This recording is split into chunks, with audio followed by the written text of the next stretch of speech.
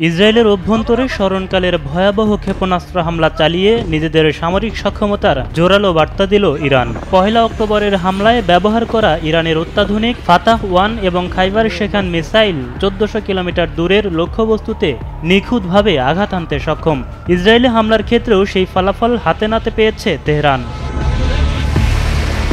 ইরানের ব্যবহার করা ১১.৪ মিটার লম্বা খাইবার শেখান মিসাইল উৎক্ষেপণের পর লক্ষ্যবস্তুর ২০ মিটার অর্থাৎ ৬৬ ফুট এলাকার মধ্যে নির্ভুলভাবে আঘাত হানতে সক্ষম। এমনকি অধিকাংশ ক্ষেত্রে শত্রুপক্ষের আকাশ প্রতিরক্ষা ব্যবস্থাকে ফাঁকি দিতেও সক্ষম ৬.৫ টন ওজনের এই ক্ষেপণাস্ত্র।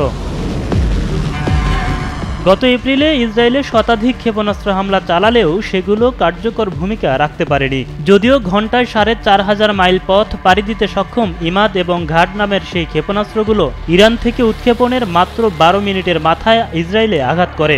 কিন্তু এবারের ব্যবহৃত ফাতাহ ক্ষেপণাস্ত্র ঘণ্টায় ১৬ থেকে ১৮,০০০ কিলোমিটার পথ পাড়ি দিতে পারে, অর্থাৎ শব্দের চেয়ে ১৩ থেকে ১৫ গুণ বেশি গতিতে ছুটতে সক্ষম মিসাইলগুলো মাত্র কয়েক মিনিটের মধ্যেই ইসরায়েলে মরণঘাতী ছবল মারে।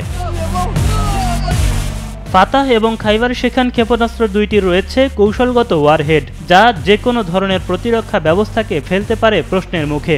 এই ব্যালিস্টিক মিসাইলগুলোতে এমন কার্যকরী জ্বালানি ব্যবহার করা হয় যার সাহায্যে ক্ষেপণাস্ত্রগুলো সামান্য সংকেতেই উৎক্ষেপণ করা যায়। ইরানের পশ্চিমাঞ্চলের যে কোনো জায়গা থেকে ইসরায়েলে এই ক্ষেপণাস্ত্র আঘাত হানতে পারে।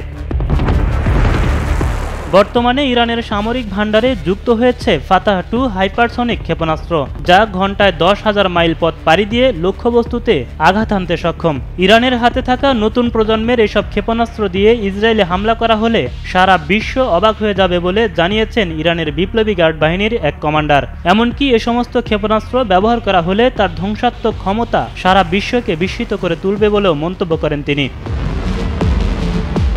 $২৯০ কোটি খরচ করে তৈরি করা যে আয়রন ডোম ইসরায়েলি শাসকদের কাছে লোহার গম্বুজ, সেই তথাকথিত এয়ার ডিফেন্স সিস্টেম ইরানের ক্ষেপণাস্ত্রের সামনে এবার কাচের চেয়েও ভঙ্গুর হিসেবে আবির্ভূত হয়েছে।